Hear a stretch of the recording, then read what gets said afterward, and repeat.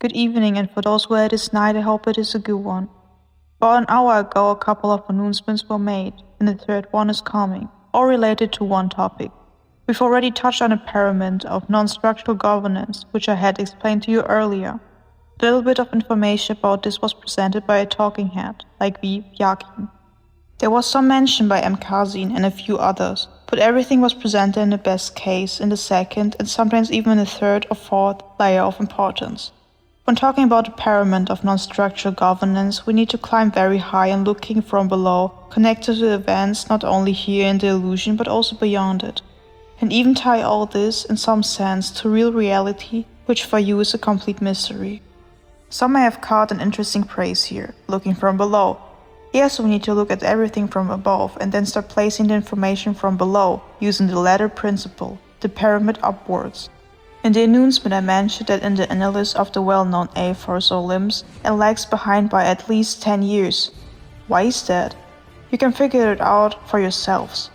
After all, when everyone stopped talking about Russia being a colony of the USA, about losing the Cold War, about Gorbachev signing the capitulation, which was later ratified by the owners who bought Russia in Beijing, and people started forgetting about it, that's when our historian began to speak about it. So regarding what we are discussing now, he will speak about it, if it is still possible in about 10-15 years. He's playing his own game, fulfilling his own job, his role. The information is being presented so that you can recall it, and also didn't participate in the meetings or receive the information presented to you back in 2012-2014. You will need to remember it, as everything happening now is a consequence of what was discussing back then. Since this topic is very complex and there is a significant gap in your knowledge, understanding, and information, I will try to simplify the situation, which is a result of what was previously discussed, to a level you can understand. And so that you can grasp is not only a logical level, but also engage your imaginative thinking. We've already figured out, more or less, that the so-called collective West, excluding Europe, created its own empire, a maritime empire founded on the legal basis of admiralty law. If we simplify all of this, we get a pirate state from the 10th, 14th, 15th centuries. More precisely, an empire that's established at the beginning of the 21st century, where the Russian Federation, although a colony of one of the so-called pirate centuries possessing colonies on the continent, currently plays a significant role in what is called geopolitics. Until 2014, there was a bipolar system consisting of the so-called maritime powers, which operated based on admiralty law, and continental countries, which were based on Roman law. As you know, the continental countries were dissolved in 2013, and naturally as a fundamental basis, Roman law ceased to exist. After that, we have a performance, a veil, a screen that concealed the information of a new world order, where of course dependence in a power pyramid in a new world order occupied in the maritime powers, or rather the civilist empire called Aux. Some may have heard his name in Kazin's speeches. He mentioned that such structure had formed, officially presented as a block of maritime powers designed to oppose China. It's a universal structure because it unites all these maritime states, powers not only as a financial and economic structures, but also as a military bloc meant to replace NATO. NATO as a military structure was created based on the former continental countries and can no longer relate to this new maritime empire and should be disbanded. At best, NATO can only continue to play the role of a continental military police force to suppress resistance to this new empire. The US is already taking all the steps to withdraw from this military bloc, and all the policing powers are being handed over to the heads of European countries, who are currently playing the role of a whale while the new world order is formed. Why a whale? Because their existence is a performance, they no longer legally exist.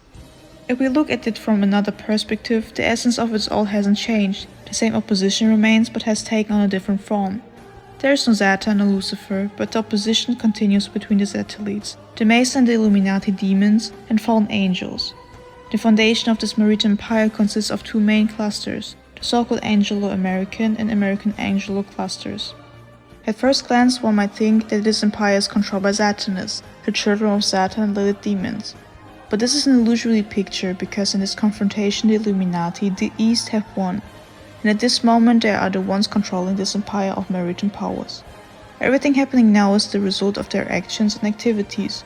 This false picture has been created through the information space to hide how the Illuminati are deliberately destroying the Masons, the elites, and of course Europe. This can also be presented in a slightly different and unpleasant way, as the liquidation of the white race.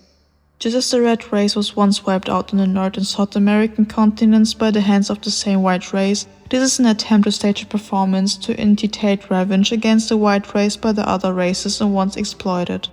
This venture concerning racial strife is being vividly demonstrated in the United States. And this model of the venture is already being more successfully implemented in Europe. For your information, conspiracy theorists has been shouting about this from all corners for 3-4 years now, but no one paid attention, because everyone was concerned with their own consumer problems.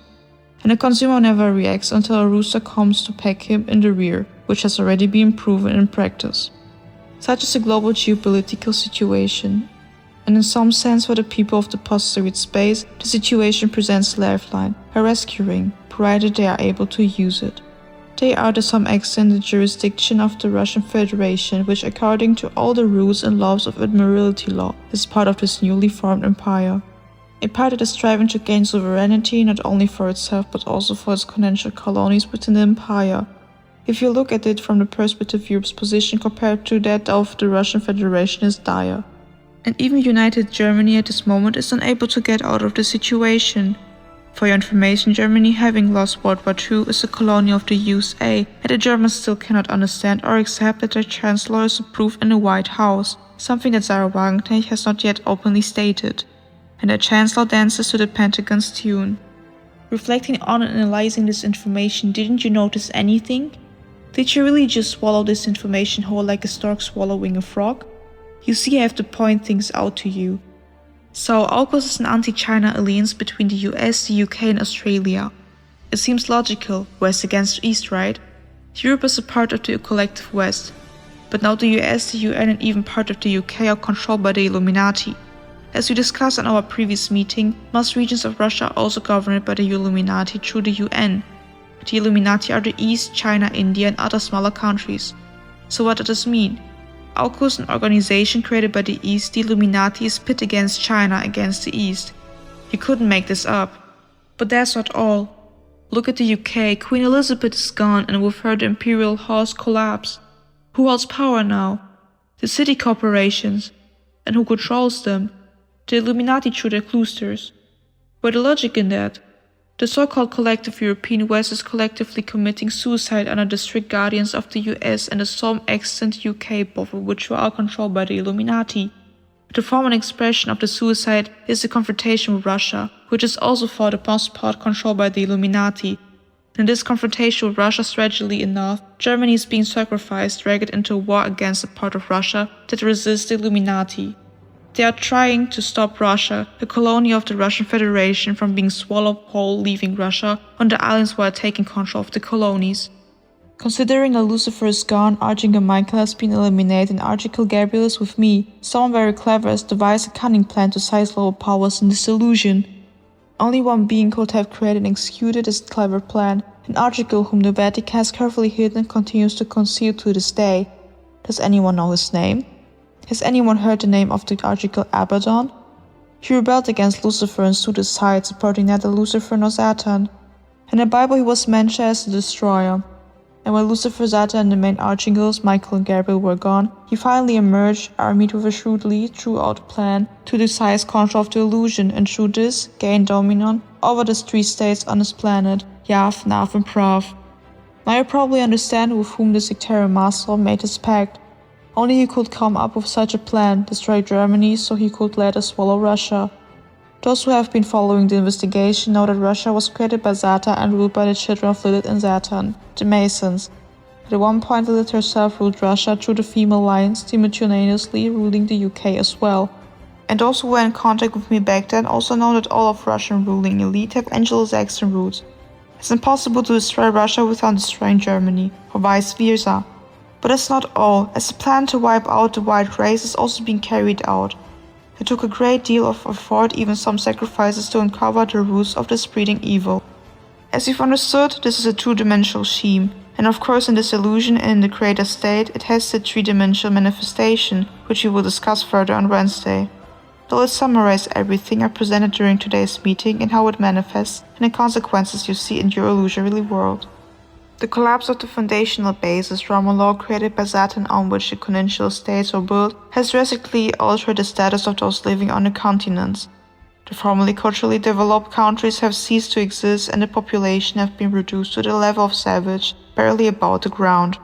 Their elites have been degraded to the status of tribal chiefs and shamans, much like the priests of primitive tribes who, as in Africa during the 13th-14th centuries, sold their own people into slavery. The black race has traded places with the white race in the illusory world, with the extirpation of the population in Russia, which remains a colony of the Russian Federation. The elites of continental countries compared to the Meridian powers and their elites are nothing but savage with the material wealth that not only can be taken from them but shall be. This is what the global geopolitical agenda of the Illuminati is driving towards in the illusory world.